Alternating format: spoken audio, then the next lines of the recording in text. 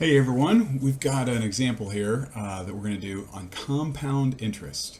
So I'm going to move the camera down so we can take a look. Alright, so as we zoom in on this example, just as a reminder, right, so we're talking about compound interest versus simple interest, right? So simple interest was where we just had, the interest was just stable, it was always the same amount, we just had a baseline like in this example of $100 over here. Different example. What we're talking about today is compound interest, where we have to reset the baseline every compounding period, and so the rate at which our interest grows increases by dollar. The percent's the same, but the rate is different, and we'll talk more about that just as a reminder. Okay, so let's dive in here on this specific example. So we've got Sue here. She has put $100 in a savings account. Now, she's getting 5% interest, but it's compounded annually. Now, I'll be honest, this is a little unusual, but we're going to use this as a starting point, okay? We're going to try to figure out how much she has in 3 years. Now, let's kind of boil it down more specifically. Now, we've got a formula right here, but let me just make this a little more generic, right? Now, there are two main formulas we use when we're compounding. If it's compounding once per year, in other words, the rate and the time are correspond to each other in terms of how often we keep track of it, then it's this simplified version, which is what we use in any sort of growth calculations, growth or decay. Now, the more generic one, we're not using it here, but I just want to make sure we are aware of this. If it's n times per year, like twice per year, 365 times per year, something like that, we're going to use a slightly different version here where we've got this n factor that comes into play, right? So you've got this n here that goes here and here. Okay, now that's not what we're doing in this case, because since it's once per year, we can use the simplified version. Okay, we'll do that in a later video. All right, so let's come back to this. Now, we got to identify what the key parts of this equation are. Now, right, every interest problem we start with, we start with the principal. That's the starting amount. That's the one that is in blue in that picture I showed a second ago. So let's just kind of go through this. You know, word problems, half the problem is just figuring out what's what. So this $100 right here. So I'm just going to circle that, right? $100 is the principal. This is our principal. And we're going to define that to be the variable P. Okay? Now, the next thing I got to figure out is the interest rate. Okay, so we got P, we got the annual interest rate. Now here, notice it's got to be a decimal. So this 5% here, I'm going to have to rewrite it as R equals 0.05. That's how I'm going to use it. Now notice it's compounded annually.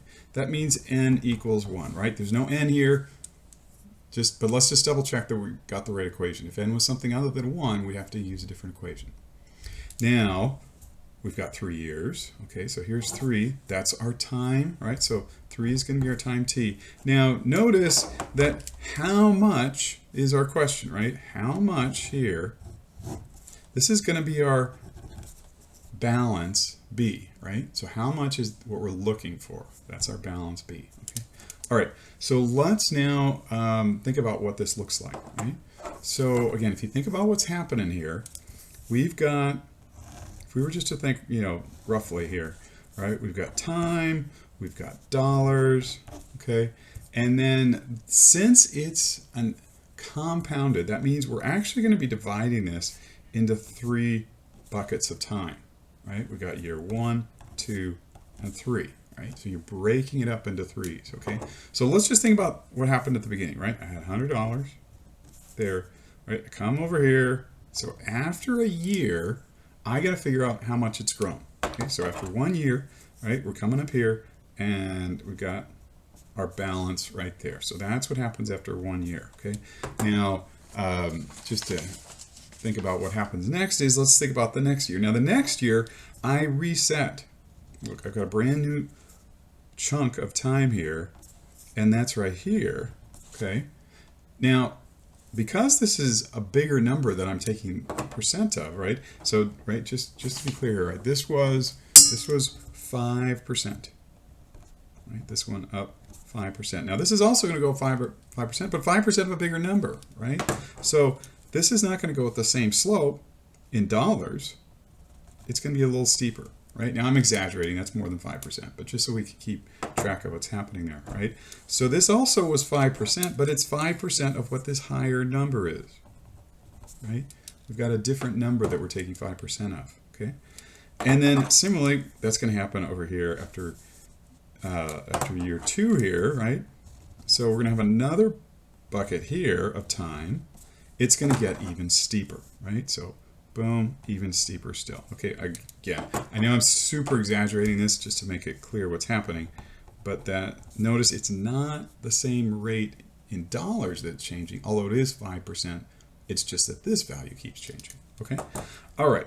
So that's what it looks like for this loan, and what we're looking for is finally this value here, B, after our 3 years. Okay. So let's now do the actual calculation. So now we could go through and step by step we could calculate each of these values, and that works. And if you need to, that's a good way to double check. But the nice thing about this equation, especially if you're talking a lot of years, I mean 2 or 3 years not a big deal, but if we're talking 5, 10, 20 years, you won't have to do it over and over and over again. And the other problem with doing it over and over and over again, that's an opportunity to make a mistake. So let's go ahead and use this formula, right? So again, I'm looking for B, right? B equals, now notice P, the principal here, I said that's $100. Okay, so I've got, now I always like to do this. I like to just rewrite my equation just so it's really obvious what we're doing there. Okay, so here we go. P, $100, so here's $100. Now, 1 plus, now R here, right? R was 5%, right? R is 5%. But again, I'm not going to write it as 5%. For the calculations, I need to write it as a decimal, right? 0.05. Got to do it as a decimal. And then T in years is just to the 3rd power, okay? Well, now we're going to simplify this a bit, right? Before we start doing a bunch of calculations. So I've got $100, and this is 1.05 cubed, okay? Great. Now what I get to do, I get to grab my calculator here, right? So I got my calculator, big calculator, got to zoom out. Let's see. What I've got now, you can do it in this order, although I'm a little conservative here. I like to play it safe. So what I'm going to do is I'm actually going to take care of this part first, just to be sure that I got it right. So I've got 1.05. Now notice this little, we call it sometimes a caret. It's this funny symbol here that goes up. A lot of calculators have the caret when they want to do an exponent. Yours might look a little different. So that means to the power of 3. 1.05 to the power of 3. Press enter. Okay, so this is just this intermediate value. Now, could you do it in one step? Yep, you certainly could. I'm just going to play it safe. I don't want to mess up. So 1.05 to the 3rd is 1.157625. Okay, again, if you're feeling confident, you don't have to write that down, but I find it helps for me. So now what I do is, most calculators will have like an answer, remember. So if I just press times here, it actually brings up the answer that we just did. It's kind of handy. Times 100. Okay, and so then we've got our answer here, right? So B equals 115. Now I'm going to round to a penny, right? I'm not going to say 0.7625. That doesn't make sense. 115 and 76 cents. All right. So my final answer here, right? My B here, my balance when I'm all done. After 3 years, I've got $115.76. Okay, now let's just double check ballpark. Did that make sense? Well, let's see, 3 years. If it was a simple loan, it would be 15%. That would be 115. So yeah, I think that's reasonable. Let's go with that. I'm feeling pretty good about it. Now, if I really want to be careful, I could come in here and I could always do the other way of doing this. I could, little trick here, 1, 2, 3. That's another way we can do 1.05 to the third times 100. Sure enough, we're getting the same answer. That's exciting. All right, so now we've got this one. All right, good work. Now, here's an example I'd like you to try on your own, and then we'll come back to it. All right, so this is what we're going to call example B.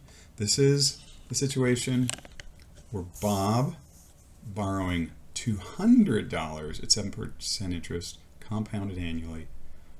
How much does he owe in, blank years? 5 years. In 5 years. All right, so give that one a try. Again, you're going to be able to use this one because it's compounded annually, and then we'll come back for another video.